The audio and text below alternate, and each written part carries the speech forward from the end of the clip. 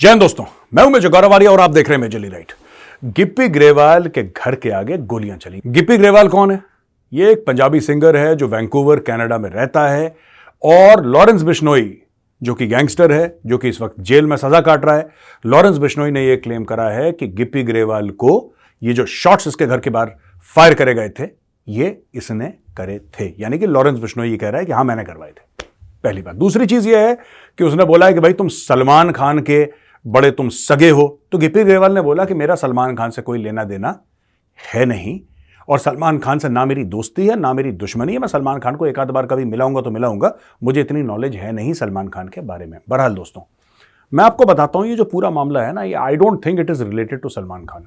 मुझे नहीं लगता कि इसका सलमान से कोई लेना देना है। ये वही खालिस्तानी नेक्सस है, वही पुराना। देखिए, ये कबूतरबाजी बहुत पहले से करते आए हैं खालिस्तानी, ठीक है। और ये कबूतरबाजी एक टर्म है जो कि आप अगर गूगल में जाएंगे तो आपको पता लग जाएगा इसका क्या मतलब है। यानी कि जो बैंड्स होते हैं म्यूजिक के या पंजाबी सिंगर्स हैं, काफी करते हैं। मैं सबकी बात नहीं कर रहा कि सब ऐसा करते हैं, नो नॉट एट ऑल, लेकिन कई ऐसे हैं जो कि कबूतरबाजी में मुलव्विस हैं और वो पकड़े भी गए हैं, राइट। एक बार दलेर मेहंदी का भी नाम आया था कबूतरबाजी में, जबकि दलेर मेहंदी इधर ही रहते हैं, इंडिया में रहते हैं। तो बेसिकली क्या था कि यहां से इंडिया गए, फिर इंडिया से कुछ लोग पकड़ के गए, बोला कि ये गिटार बजाता है, ये तबला बजाता है, ये वो करता है वो करता है, हमारे 50 लोगों का ग्रुप जा रहा है बाहर। उसमें से यहां से ले गए लोग कनाडा, वहां पे छोड़ दिया, वहां पे खुले घूम रहे हैं, निकल लिए, वापस ही नहीं आए वो लोग वापस ही नहीं आए। गए किस लिए थे? म्यूजिकल प्रोग्राम्स के लिए। तो ये भी एक कबूतरबाजी का एंगल इसमें है, इलीगल इमिग्रेशन में। अच्छा, कबूतरबाजी तो तब होगी ना जब भारत से कोई कनाडा जाएगा या भारत से कोई यूके जाएगा या भारत से अमेरिका जाएगा, तब होती है कबूतरबाजी, उल्टी तो होती नहीं है। अब ये बात मैंने क्यों बोली है? ये जो पूरा खालिस्तान का नेक्सस है दोस्तों, ठीक है। अभी मैं आऊंगा लॉरेंस बिश्नोई पे और मैं गिप्पी ग्रेवाल की भी बात करूंगा और लोगों की भी बात करूंगा। हुआ यह है कि इन लोगों ने आपसी रंजिश इतनी पाल ली है कि ये कत्ल पे उतर आए, ठीक है दोस्तों, ये कत्ल पे उतर आए। और इनकी रंजिश है किस चीज की?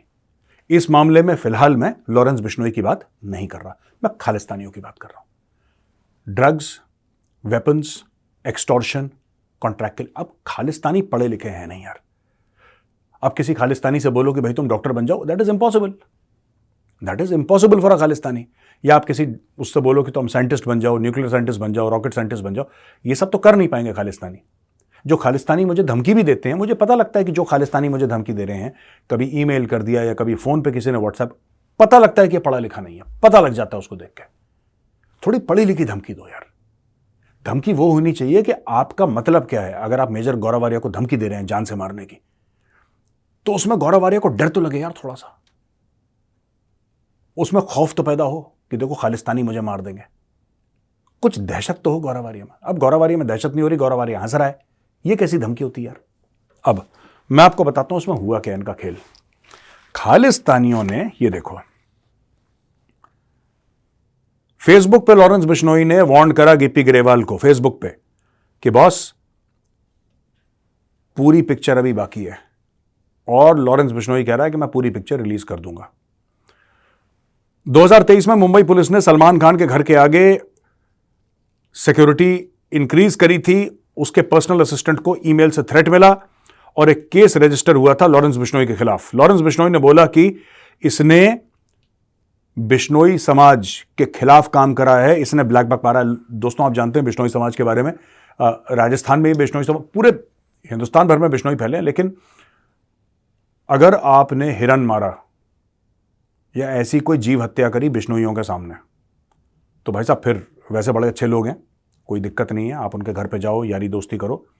मेरे कॉलेज में भी एक दो बिश्नोई थे मेरे साथ, सेंट स्टीफेंस में, बड़े बढ़िया बंदे, कोई दिक्कत नहीं है। पर जब आप गांव के इलाके में जाओगे और हिरन विरन मारोगे, तब फिर मामला अलग लेवल पे चला जाएगा, ठीक है।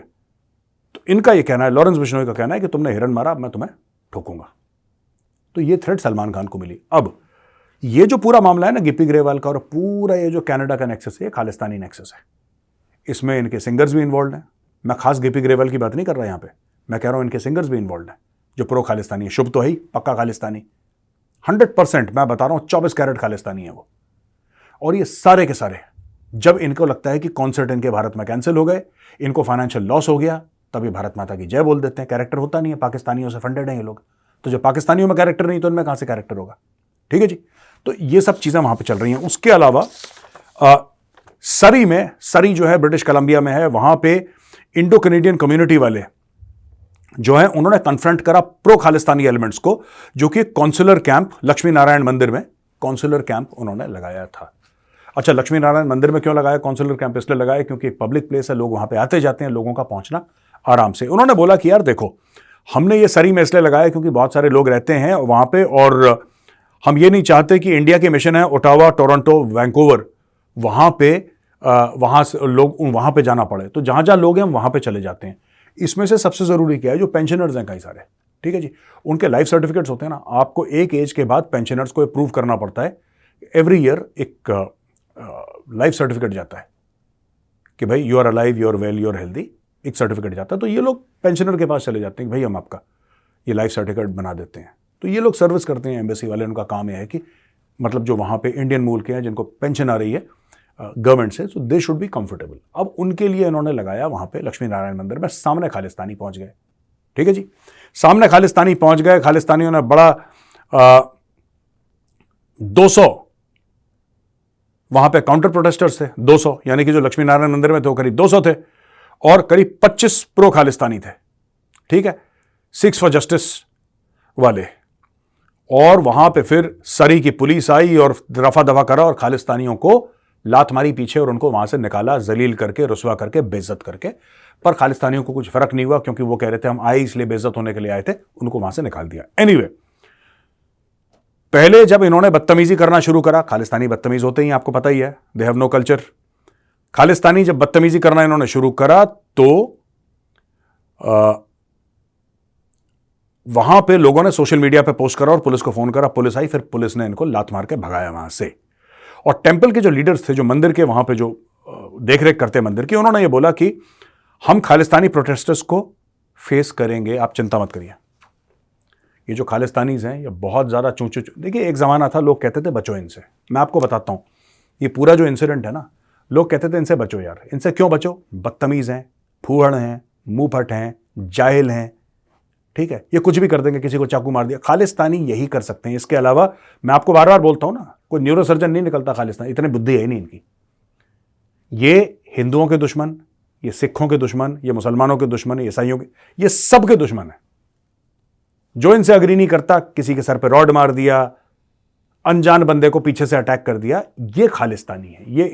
ये जो खालिस्तानी ब्रीड है ना, इस ब्रीड का यही सिग्नेचर है, ठीक है। अब वहां पे पहुंच गए प्रोटेस्ट करने के लिए, बेइज्जत हो गए, जलील होकर उनको बाहर भगा दिया, और यहां पे अब लोग खड़ा होना शुरू हो गए हैं।